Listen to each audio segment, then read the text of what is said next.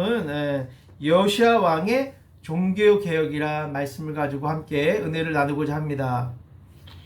네. 오늘의 말씀은 이제 종교 개혁주의잖아요. 이번 주가. 그래서 나름대로 이제 진정한 종교 개혁을 어떤 의미가 있는지, 구약 시대는 또 신약 시대는 어떤 종교 개혁이 필요한지에 대해서 우리가 함께 묵상하고 나눴으면 좋겠다는 마음으로 오늘 이 열왕기 하의 말씀 가지고 함께 은혜를 나누고자 합니다. 이 시대도 종교 개혁이 필요할까요? 안 필요할까요? 할렐루야. 인사 못 드렸네요. 또 한 주간 잘 지내셨죠? 저도 한 주간 또 여러 가지 어려운 문제들이 잘 해결되었고요. 또 이제 계속 기도할 제목들이 많이 있습니다. 여러분들도 계속 저를 위해서 기도를 부탁드립니다. 그래서 오늘은 요시아 왕에 대해서, 종교개혁에 대해서, 그러면 이 시대에도 종교개혁이 필요할 텐데 어떤 종교개혁이 필요하고 어떻게 종교개혁을 해야 될지에 대해서 한번 서로 나누고 또 같이 중보기도를 했으면 좋겠습니다. 요새 제가 이제 유튜브에서 이제 많은 이제 자료나 정보를 얻고 해서 이제 유튜브를 많이 방송을 봅니다. 근데 참 안타까운 것은 그런 어떤 유튜브에서 방송되는 거 보면 안타까운 모습들이 너무 많아요. 이 종교 개혁이 왜 생긴 거예요? 그건 1517년도 10월 30일 날에 독일의 마틴 루터가 당시 이제 카톨릭의 부패와 또 타락의 모습 보고 하나님 말씀과 상관없는 삶을 사는 그런 전통과 관습으로 일관된 그런 카톨릭 교회에서 이제 돌아서서 하나님 말씀으로 돌아가자라는 신앙 개혁 운동이 바로 종교 개혁이었던 것입니다. 그 당시에. 그러면 오늘날도 교회에도 이 새로운 신앙 부흥 운동과 회개 운동, 각성의 운동이 필요한 거예요. 그 기회로 삼고 우리가 다시 한번 올해를 다시 한번 이 한 해를 하반기를 마무리하면서 내년도에 진정한 부흥이 있기 위해서 교회의 부흥, 또 우리의 또한 삶의 모든 분야에서의 부흥이 일어나기 위해서는 어떠한 각성과 신앙 회복이 필요한지를 오늘 마지막 11월 달을 맞이해서 우리가 한번 정리도 하고 내년을 준비했으면 좋겠습니다. 제가 이제 유튜브 방송을 봤는데 참 안타까운 것들이 많이 있어요. 제가 왜 종교개혁이 필요하냐면 이제 어느 교육부 목사님이 이제 고등부 설교 때 이제 설교를 한 거예요. 설교를 하고 있는데 이제 예를 들어서 윤리적인 설교, 생활 부분에 대한 설교, 그런 또 권징에 대한 설교를 하고 나서 이제 예배가 끝나고 고등학생이 찾아왔다는 겁니다. 이 교육부 담당 목사님한테 목사님, 제가 좀 의논할 일이 있는데 한번 좀 들어봐 주세요. 사실은 제가 주식도 하고 있고 또 여러 가지 하는 일이 많습니다. 바쁩니다. 근데 오늘 설교를 듣더니 제가 마음에 내키지 않아서 제가 좀 목사님한테 좀 따지려고 왔습니다. 그러는 거예요. 그러면서 이제 왜 그런 윤리적인 설교, 뭘 하지 말아라, 뭐는 하라, 주식을 하면 안 된다, 이렇게 얘기 왜 하십니까? 저는 지금 주식 저도 하고 있고 그러기 때문에 그것이 뭐 잘못된 거냐, 그냥 목사님 하는 설교대로만 하시라고, 그런 좀 권징이나 무슨 그런 관련된 설교는 좀 안 하셨으면 좋겠다, 그렇게 얘기하는 거예요. 지금 시대가 이런 시대에 살고 있습니다. 고등학생이 주식을 한다니 말이나 됩니까? 예? 그런 시대에 살고 있어요. 저희들이 유튜브에 보면. 그것도 어느 유튜버 방송에 아는데 PD가 또 유튜버죠. 유튜버가 요새 유튜브들 보세요. 너무 안타까워요. 돈을 벌기 위해서, 그래서 구독자들을 더 늘리기 위해서, 또 사람들이 또 좋아요를 많이 누리게 하기 위해서 가성을 막 꾸며요. 여러 가지. 예를 들어서 계약 결혼을 한다든지, 또 계약 동거 생활을 하면서 방송을 또 많은 사람들이 보게 하기 위해서 그런 관계로 이제 방송을 한다든지, 또 보이지 않게 동성애와 관련된 영상을 찍고 그 사람들하고 하는 연애하는 장면들 찍고, 그러니까 너무 지금 시대가 이제 방송적으로 혼란하니까 이 젊은이들이 이 동성애가 좋은지 나쁜지 모르는 거예요. 저렇게도 할 수 있겠구나라는 그런 시대에 살고 있는 거예요, 지금. 정말. 그러니까 어느 부분에 종교개혁이 필요한지 알 수 있겠죠, 지금. 삶의 부분에서. 또 어느 감리교 목사님 그랬다는 거예요. 여호와의 유일신만이냐? 아니다. 다른 많은 신들 중에 한 분이다. 마호멧도 있고 또 불교에 또 부처도 있고 그 중에 하나님이 있으니까 이 모든 힘이 다 하나에 속한다. 다 존재하는 존재다. 라는 설교를 하고 있다는 거예요. 지금 젊은 목사들 그러고 있다는 거예요. 지금 이거 얼마나 개혁이 많이 필요하겠습니까? 예? 구약 시대보다 지금 신약 시대가 더 문제인 거죠. 사실 더. 그래서 오늘 이 말씀을 보면서 요시야가 이 개혁을 했는데 종교개혁에 필요한 가장 먼저 했던 것들이 무엇인지를 보면서 우리가 삶을 다시 한번 되돌아보길 원합니다. 첫 번째는 요시야의 첫 번째 과제가 뭐였냐면요, 성전을 보수하는 일이었어요. 성전 보수. 왜 그랬냐면 뭐 여러 가지 설명들이 나옵니다. 요시야가 몇 살 때 등극을 했냐면요, 왕이 됐냐면 8살 때 등극했어요. 그래서 1절에 본 요시야가 왕에 오를 때 나이가 8세라. 그리고는 예루살렘에 31년간 다스렸다. 와, 그죠? 8세에 등극해서 31년을 다스렸다는 건 오래 장기 왕으로서 등극하고 있었던 거죠. 예. 사실 어린 나이에 왕이 된다는 건 쉽지 않죠. 지금 말하면 초등학교 1학년 아닙니까? 그 나이에 나라를 정세를 다스리고 그런다는 건 쉽지 않은 것입니다. 그래서 31년을 다스렸다는 것은 그만큼 뭐예요? 하나님 보시기에 귀한 종교개혁이라든지 하나님 보기 좋은 일들을 많이 했기 때문에 하나님께서 31년 동안 하나님 지켜주시고 보호해 주셨다고 저는 믿습니다. 그래서 요시야는 유다의 최후 선왕들로서 종교개혁과 유월절 절기를 회복시키는 큰 업적을 남긴 그런 왕이었던 것입니다. 그래서 31년간 유다를 통치할 수 있었던 것입니다. 하지만 선왕이었던 요시야 왕은 어떻습니까? 그는 하나님의 뜻을 묻지도 않고 성급하게 애국과 싸움을 근데 나중에 이제 요시야 왕도 얘기했지만 선왕들은 끊임없이 많은 종교개혁을 해야 될 필요성이 있음에도 불구하고 그냥 우상 숭배하고 또 그냥 성전을 보수하지도 않고 그냥 방치해놨다는 것이죠.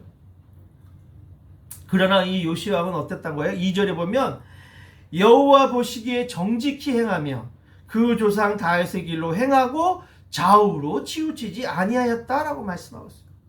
정확하게 요시야 왕에 대해서 정확하게 명시해주고 있어요. 어떤 분이라고? 여호와 보시기에 정직히 행했던 자라. 또 두 번째는 그 조상 다윗의 길로 행했던 왕이었다.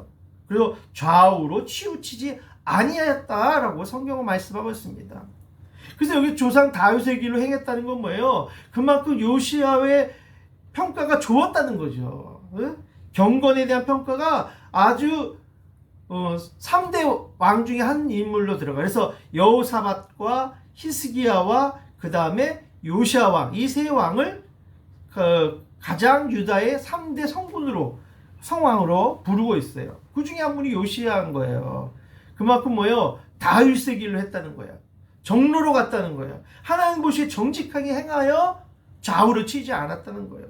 그래서 이 좌우로 치우지 않았다는 것은 바로 정말 하나님의 말씀을 쫓아 생각하고 판단하고 또한 하나님의 길로 행했다는 것이죠. 그것이 좌우로 치우치지 아니했다라고 성경은 말씀하고 있는 것입니다. 그렇다면 오늘 이 요시야 왕의 이걸 보면은 이 3절에 보면 또 이렇게 나옵니다. 요시야 왕 18째 해에 왕이 무술람의 손자 아살리야의 아들 서기관 사반을 여호와의 성전에 보내매 이렇게 말했어요. 그러니까 요시야 왕제 18째 뭔가 큰 일을 했다는 거예요. 그리고 강조한 거예요. 18년 해라니까 때는 그 18년 해 때 뭔가 이루었기 때문에 이걸 강조하게 3절에 얘기를 하고 있습니다. 그러니까 그 18째 요시야 왕이 젊은 시절에 정말 하나님 앞에 큰 일을 행하였기 때문에 오늘 이 말씀을 기록하고 있어요. 그게 뭐예요? 가장 철저하고 대대적인 개혁을 시작했다는 거예요. 18년 해부터. 그렇기 때문에 그 나이 26세 된 그때, 그러니까 통치 18년 때 가장 유다 역사상의 가장 큰 개혁 운동을 일으킨 해였다고 성경은 말씀하고 있는 것입니다. 즉 26살에 뭘 했다는 거예요? 성전 보수를 시작했다는 거, 명령했다는 거예요. 여기 나오잖아요. 3절에 서기관 사반에게 말하기를 뭐 어떻게 명령? 여호와의 성전을 보내어서 뭐예요? 재건하라. 다시 뭐예요? 보수하라고 명령했다는 거예요. 이 얘기 뭐예요? 우상 숭배했던 모든 걸 다 철거해버리고 성전을 청결케 하고 새롭게 보수하라고 명령을 내렸던 것입니다. 근데 이 당시에 정치적 기반도 참 중요해요. 그 당시에 보면은 그 종교개혁이 가능했었던 이유가 아수르 제국이 막 이제 그때 쇠퇴기로 달리고 있었던 그 시기로 있어요. 그리고 그러기 때문에 대외적으로 신경을 안 써도 써도 안 해도 되기 때문에 요시아가 왕이 대내에만 신경을 쓰고 종교개혁을 단행할 수 있었던 것입니다. 그래서 누구를 보냈다고요? 서기관 사반을 여호와의 성전에 보내요. 예? 여기서 서기관 사반은 누구냐면 명문 가문입니다. 지금 말하자면 여호와의 전에 있는 비춰지는 세금들을 관리하는 그런 직급이 가장 높은 그런 중책을 맡은 그런 서기관이었던 것이죠. 예. 그래서 그 기세는 이루 말할 수 높았던 그 당시에 중요한 위치에 있었습니다. 근데 가서 뭐라고 합니까? 4절에 너는 대제사장 힐기야에게 올라가서 백성이 여호와의 성전에 드린 은 곧 문 지키는 자가 수납한 은을 계산하여, 그래서 얼마큼 돈인지를 계수하고 맡기도 힐기야에게 올라가서 말하라는 거죠. 얼마나 지금 있는지, 이 성전 보수하기 위해서 지금 얼마큼의 재정이 성전을 지을 만한 재정이 있는지를 확인하기 위해서 보냈던 거예요.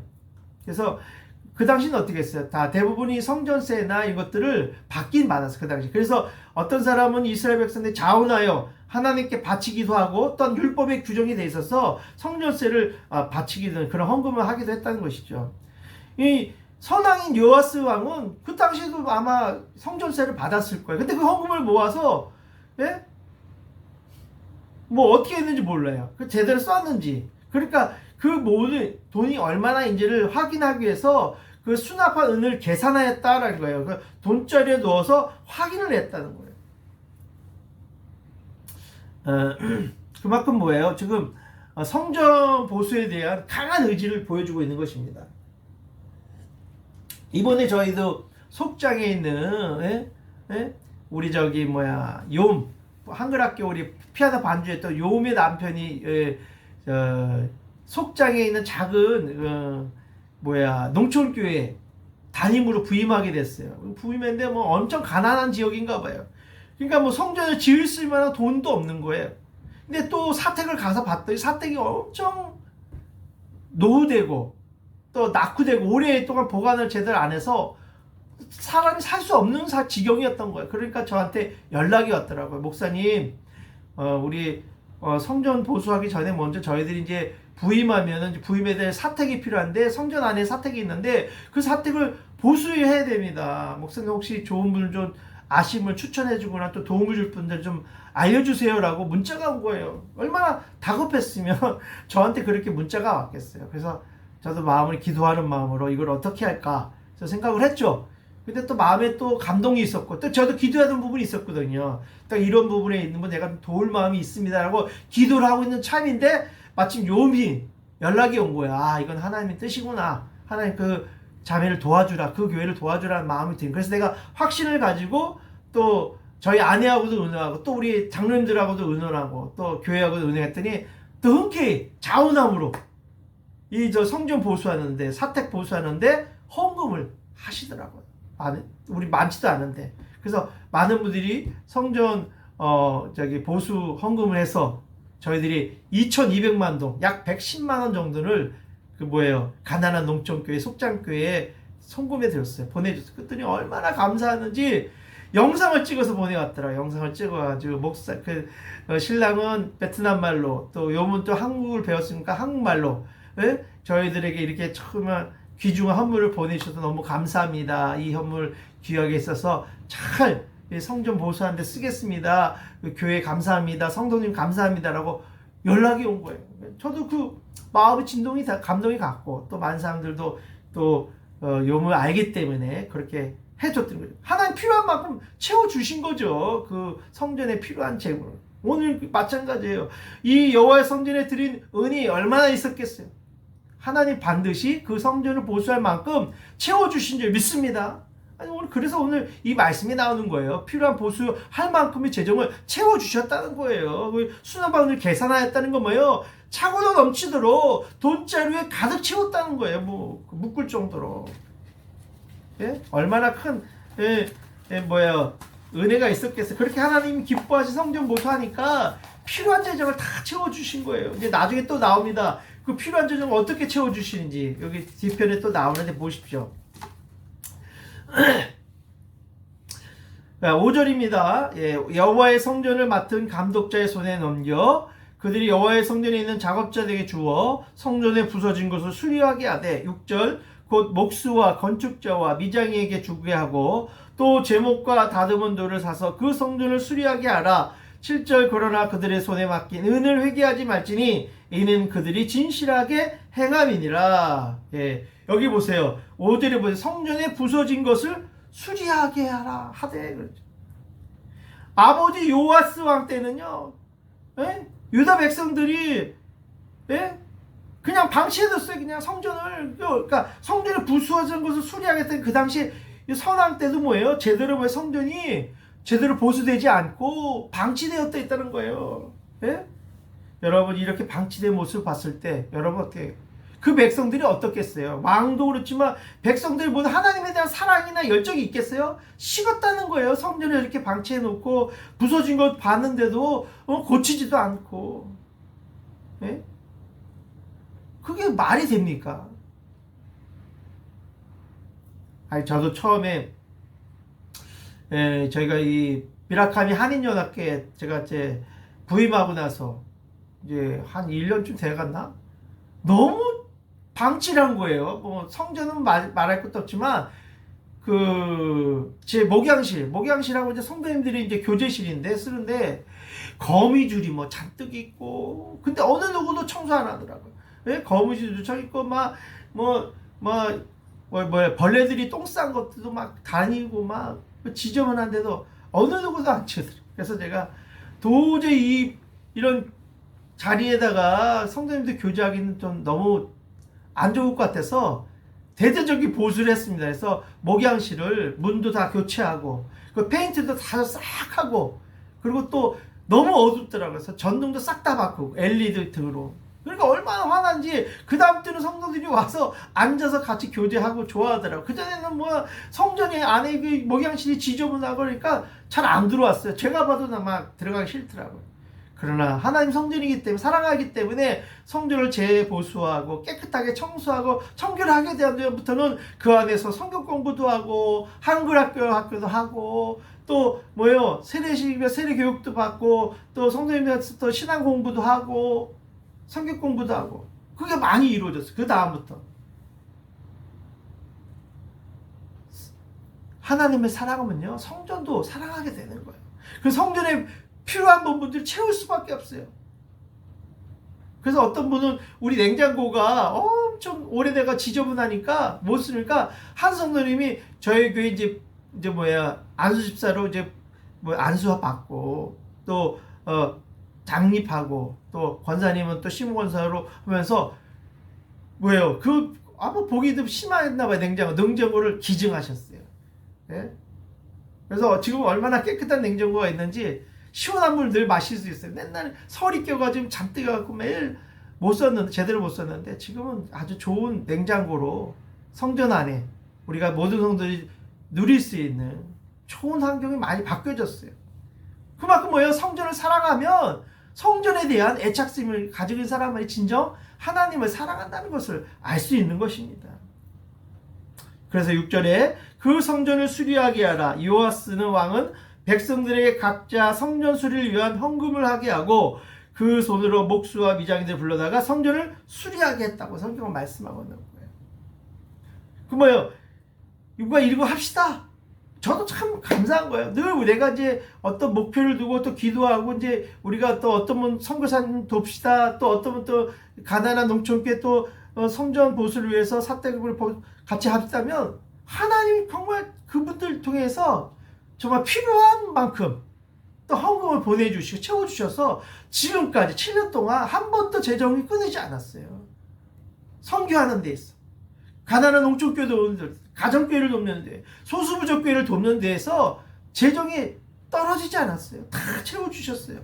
왜? 그것이 하나님 성전을 지키는 일이고 하나님을 사랑하는 방법이기 때문에 성전 보수하라 말씀하신 거예요. 그렇기 때문에 성전 수리하는데 헌금이 차고도 넘쳤던 것처럼 우리가 믿음으로 하면 그것을 채워주시고 하나님께서 우리의 성전을 아름답게 복된 교회로 또한 만들어 가실 줄 믿습니다.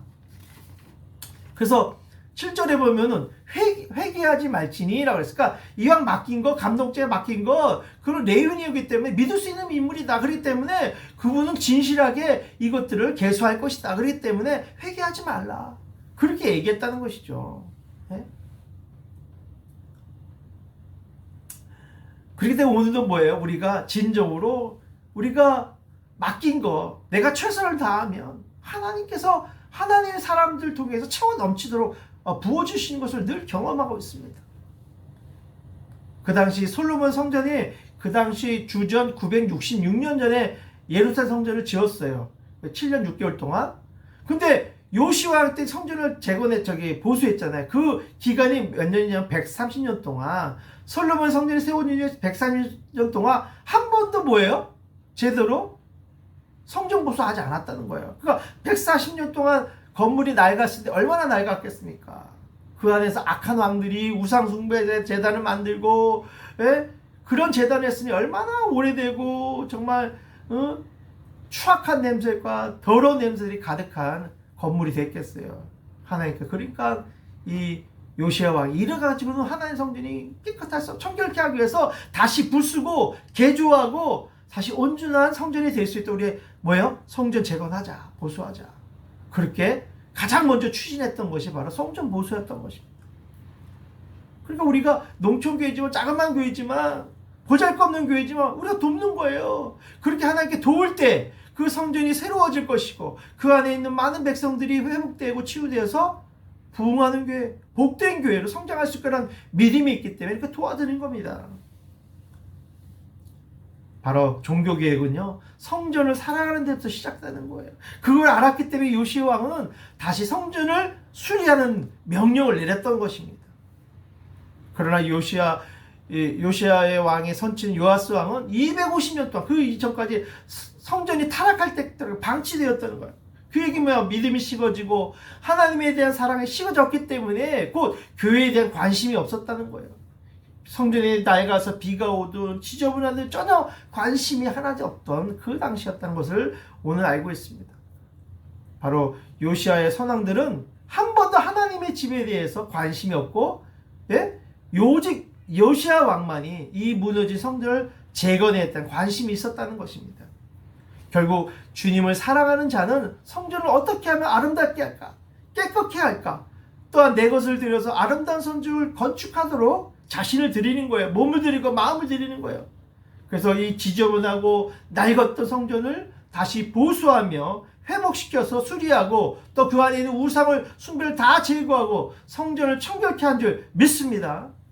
바로 요시야 왕의 종교개혁은 바로 성전 수리로부터 시작되었던 것입니다. 우상을 타파하고 청결한 하나님의 교회로 종교개혁을 단행했던 것입니다. 바로 망해가는 교회와 또한 부흥한 교회는 여기에 차이가 있는 거예요. 교회 들어보면요, 성전을 보면 이 교회가 얼마나 하나님을 사랑하는지 아는지를 볼 수 있는 것입니다. 동굴 앞에 많은 교회들을 보십시오. 동굴 앞에가 많이 공사를 했어요. 2차 대전 때 많은 낡은 멋있던 성전들이 수리도 하지 않고 그냥 방치해두고 그런 교회들이 얼마나 많은지 몰라요. 주님을 사랑하면 한 번이라도 성전에 더 오고 싶고 오래 머물고 싶은 생각이 들고 또한 교회를 다니는 사람은 사랑스럽고 귀하게 보이는 거예요. 교회가. 저희 교회도 이 비라카미 교회도 교회를 사랑하는 사람들이 있기 때문에 지금 이 교회가 유지됐고 우리도 또 목양실도 또 새롭게 다 깨끗하게 청결하게 또 청소도 하고 또 우리가 또 교회 안에 있는 많은 일들에 또 적극적으로 또 우리 성도님들이 또 참여하고 교회 사역과 선교 사역에 최선을 다하는 것을 보면서 그것이 교회를 사랑하는 마음인 줄 믿습니다. 두 번째 종교개혁에 해야 돼서 어떤 게 필요할까요? 요시야 왕은 종교개혁에서 두 번째 단행한 게 있어요. 바로 성경을 사랑하게 되었다는 것이죠. 예? 성경을 사랑하셔야 돼, 성경을. 그래서 보통 종교개혁주는요, 그래서 많은 교회들이 뭐 40일 작정 성경 읽기 대회, 이걸 많이 합니다. 성경을 사랑하기 위해서 성경을 많이 대하고 많이 읽으라고 그 뭐예요, 성경 뭐예요, 읽기 대회를 하더라고요. 그것도 참 좋은 의미다. 예? 성경을 사랑하는 마음으로 이 정말 진정한 뭐예요, 종교개혁은 바로 성경을 사랑하는 마음으로 돌아가는 게 바로 주님이 원하신 종교개혁이구나, 그런 마음이 들어요. 사실 구약과 신약 사이, 또 구종교와 개신교의 차이점이 뭐냐면, 구약 때는 그냥 뭐예요, 그 당시 신부가 교황이 읽어주는 거 듣기만 했어요. 본인이 직접 읽는 게 많지 않았어요. 그러나 개신교는 어떻습니까? 모든 성도들이 다 성경책 읽기를 즐거워하고 늘 그 말씀을 묵상하고, 그것부터 차이가 있는 거예요. 성경을 사랑하는 마음이 다른 겁니다. 구교와 바로 신교의 차이점이에요, 개신교의. 그래서 8절에 보면 어떤 일이 일어납니까? 대제사장 힐기야가 서기관 사반에게 이르되 내가 여호와의 성전에서 율법책을 발견하였노라 하고, 힐기야가 그 책을 사반에게 주니 사반이 읽으니라. 예? 보세요. 8절에 보면 내가 여호와의 성전에서 율법책을 발견했다고 그랬어요. 이 힐기야가 발견한 율법책은 바로 하나 모세오경에 있다고 많은 사람들이 견해를 가지고 있어요. 그래서 이 율법책은 언약궤 바로 옆에 두고 빛에다가 늘 성전의 율법서를 낭독하기 위해서 제사장들에게 수시로 읽혀졌던 성경책이었던 것입니다. 그런데 뭐예요? 그 당시 가장 악한 왕 므낫세 왕 때 극심한 뭐예요? 배교 현상이 일어났지요. 우상 숭배했죠. 그것 때문에 이제 아마 그 중에 아마 제사장 중 한 사람이 불안해서 아마 누군가가 이 율법서를 보존하기 위해서 아마 성전 모퉁이에다 감추어뒀던 것 같아요. 그걸 발견한 거예요. 그리고 힐기야가 감사함인 거죠. 그동안은 성경책 제대로 안 읽었다는 거예요. 그냥 감춰뒀다는 거예요. 그동안 뭐야, 므낫세 왕 때부터 계속해서 몇백 년 동안, 뭐 요시야 왕 전까지 제대로 성경책도 제대로 낭독을 안 했다는 얘기예요. 감춰뒀다는 얘기는. 예? 성전문은 닫히고, 그리고 또 서기관 성전문은 닫히고, 그 다음에 보세요. 성전문이 닫히고, 그리고 성전들의 우상이 서게 되고, 하나님 성전에 성경에는 관심이 없었다는 거죠, 그 당시. 그래서 성전을 보수하려고 하는 가운데서 숨겼던 성경이 발견됐던 것입니다. 9절입니다. 그래서 서기관 사반이 왕에게 돌아가서 보고하여 이르되, 그렇게 얘기하고 있죠. 9절에 뭐예요? 서기관이 사반이 왕에게 돌아가서 보고했다 그랬어요, 이 사실을. 9절에 본즉 그 얘기는 뭐예요? 서기관 사반에게 성전의 재정을 관리하는 것뿐만 아니라 이 당시에 서기관의 사반은 뭐냐, 왕과 제사장 사이에 연락하는 매개체 업무를 같이 했다는 거예요. 그리고는 왕에게 나갔다는 건 뭐예요? 능동적으로 직접 이 일을 해결하기 위해, 중대한 일을 해결하기 위해서 왕에게 그 명령을 전달했다는 것입니다. 왕에게 돌아갔다는 거예요.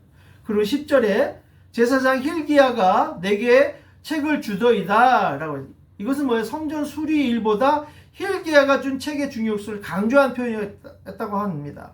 예? 이 강조하기 위해서 제사장 힐기야가 그 책을 주었다라고 얘기하는 거예요. 그만큼 뭐예요?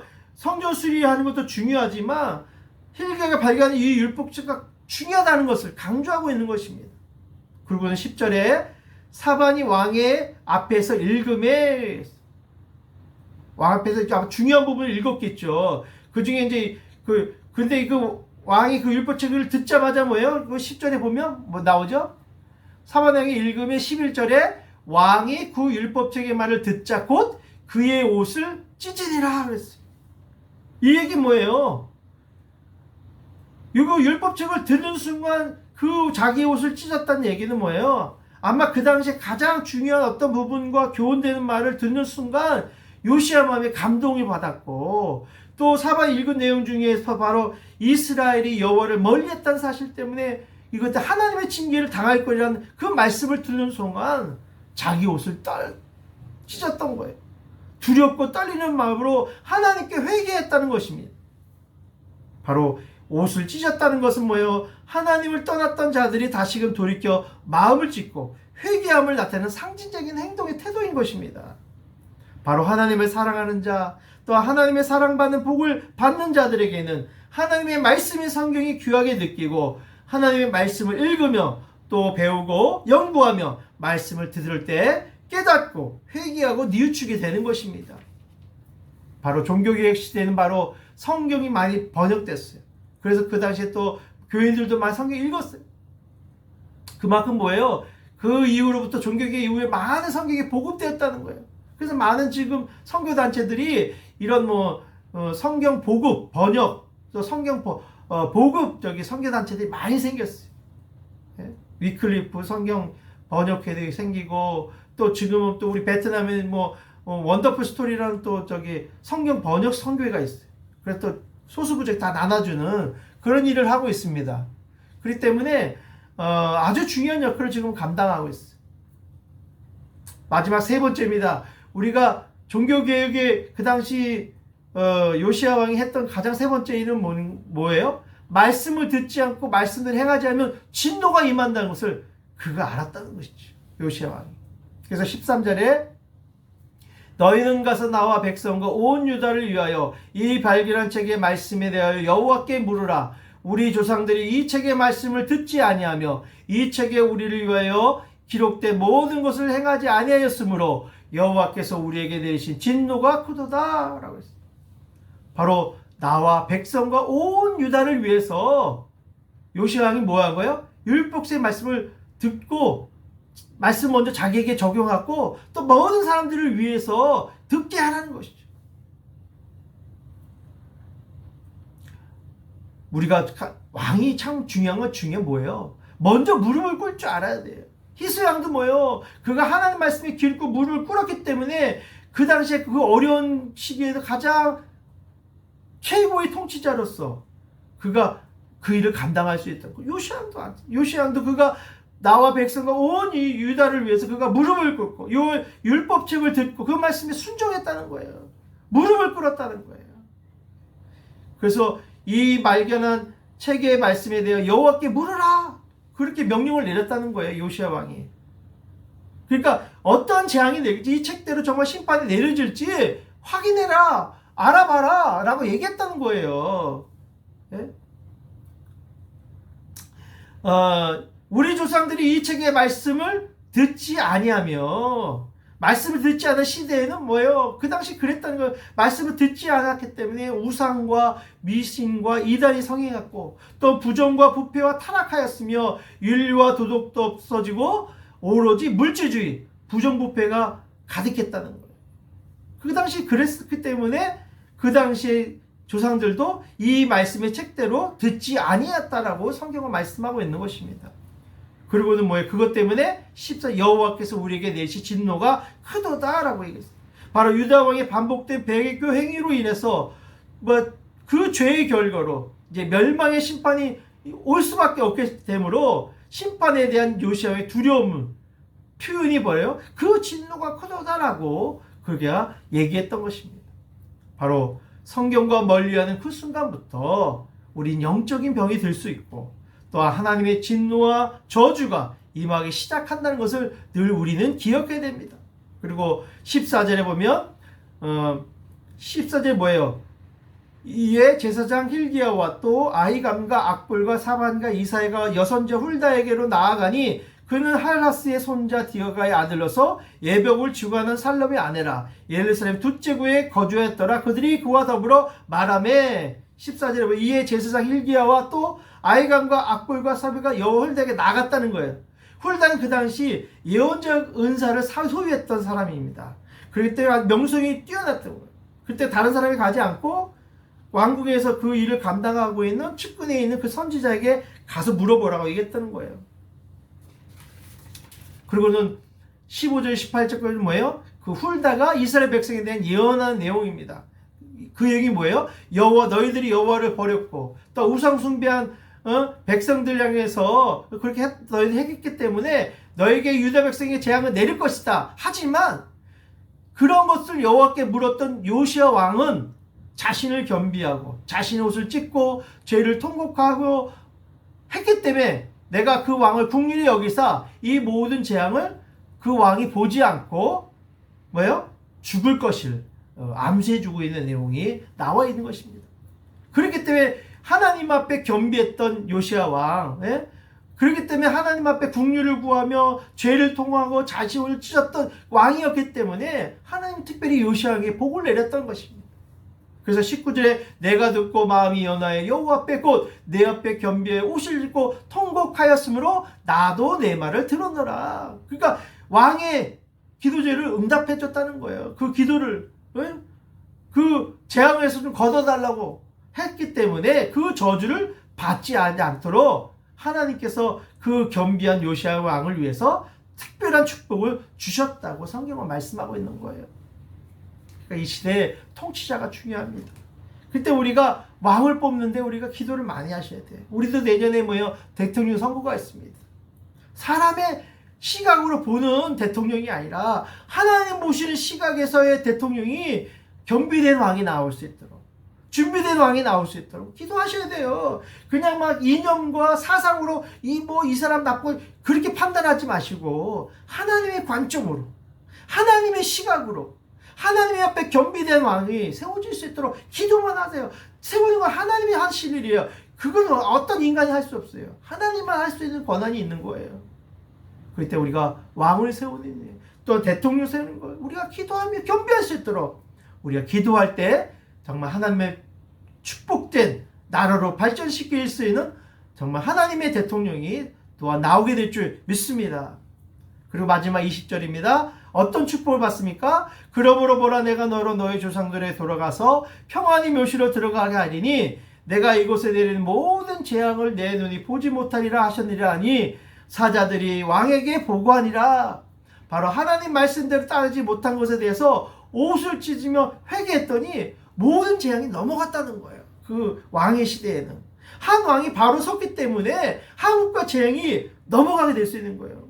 우리도 그렇기 때문에 대통령을 기도하셔야 돼요. 우리 땅에 국가적으로 재앙이 생기지 않도록 좋은 대통령이 선출되어서 그 5년간의 민기기간 동안에 그 모든 재앙을 넘어갈 수 있도록 기도한다면 하나님께서 또 앞으로 또한 대통령, 앞으로의 5년을 또한 책임져 주실 줄 믿습니다. 오늘도 요시야 왕은 39세 젊은 나이에 죽었지만 종교개혁을 용기 있게 추진했던 왕이었습니다. 그리고는 여호와 앞에 언약을 세우고 후대에 남겨있던 유월절 잔치를 회복했던 왕이었던 것입니다. 오늘도 우리도 내가 하나님 말씀대로 살고자 하는가 한번 되새겨보면서 혹시 잘못된 것은 없는지, 또한 내가 옷을 찢고 회개할 뿐이 없는지를 늘 자신을 점검해보시고 하나님 앞에 겸비했던 요시야처럼 주의 말씀에 늘 겸비하며 하나님의 말씀을 사모하며 또 그 말씀 듣기를 기뻐하며 또 늘 재앙에 대한 것들에 대해서 늘 깨어서 우리 자신을 돌아보며 또한 하나님 주신 아름다운 성전을 잘 가꾸어는 하나님 백성으로 살아가도록 헌신하는 저와 여러분 되시기를 주님의 이름으로 축원드립니다. 아멘. 기도하겠습니다. 사랑이 많으신 하나님 아버지 감사합니다. 오늘 하나님을 사랑하는 첫 번째 길은 하나님의 성전을 사랑하는 것이고 또 하나님의 말씀으로 돌아가는 것이야말로 진정한 종교의 첫걸음인 줄 믿습니다. 하나님을 기쁘시게 하는 삶은 바로 성전을 귀히 여기며 날마다 주의 말씀으로 교훈 삼아 실행하는 아름다운 삶이 되게 하여 주시옵소서. 감사하신 예수님의 이름으로 기도드리옵나이다. 아멘. 할렐루야. 오늘도 귀한 또 말씀 함께 나누게 돼서 너무 감사합니다. 이 시간은 우리 찬송가 우리 211장을 부르시는 헌금을 봉헌하는 시간을 갖도록 하겠습니다. 찬송가 211장입니다. 값비싼 양유를 주께 드리 막달라 마리아 본받아서 향기로운 산제물 주님께 바치리 사랑의 주 내 주님께 아멘. 헌금을 기도하겠습니다. 하나님, 지난 한 주간도 주의 은혜와 사랑에 감사드립니다. 이 시간도 우리의 마음과 정성을 다하여 귀한 물질을 드리오니 우리 사랑하는 성도님이 이 성과 정성을 받으시고 하늘의 창고를 여시사 30배, 60배, 100배로 넘치도록 채울 받도록 복을 내려 주옵소서. 이 물질이 쓰여지는 곳마다 주님의 영광이 나타나며 또한 복음이 증거되게 하여 주옵소서. 예수님의 이름으로 기도드리옵나이다. 아멘. 예, 오늘은 이렇게 종교계획줄로 예배를 지켰습니다. 당부가 계속 비대면 예로 드리니까 이런 어려운 환경 가운데서도 우리가 이 비대면 영상 예배도 끊이지 않고 계속 드리시고 주의 은혜를 사모하셔서 예배가 회복되어지면 여러분의 또 직장과 가정이 회복되는 귀한 삶이 되기 원합니다. 다음 주는 환경 선교주일로 지킬 것이고요. 계속해서 이 어려운 환경 가운데서도 믿음을 익힐 수 있도록 자기 자신의 성전을 잘 지키고 또 말씀을 늘 읽고 상고하고 또 잘 지켜서 자신이 내부 안에 내적인 어떤 성전 개혁을 날마다 일으켜서 승리하시는 그런 한 주간 되시기 바랍니다. 나머지 주보를 참조하시고요. 우리 찬송가 1장을 부르신 후에 축도로 모든 예배를 마치도록 하겠습니다.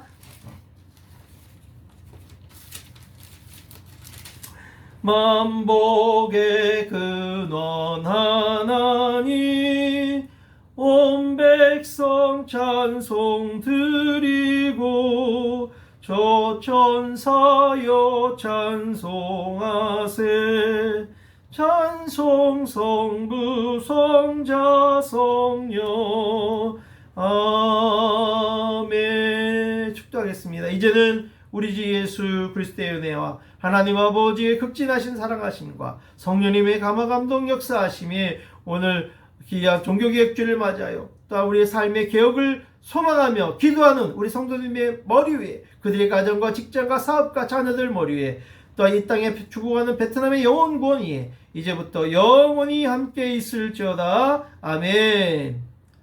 할렐루야. 또 한 주간도 승리하시고 늘 날마다 자기 자신의 늘 종교개혁이 필요한 거예요. 내부 안에 늘 자신과 싸워서 내 마음의 성전을 깨끗하게 정결하는 작업들을 하시고 또 늘 성경을 사랑하는 마음을 잃지 않게 하셔서 승리하시는 한 주간 되시기 바랍니다. 다음 주에 뵙겠습니다. 할렐루야.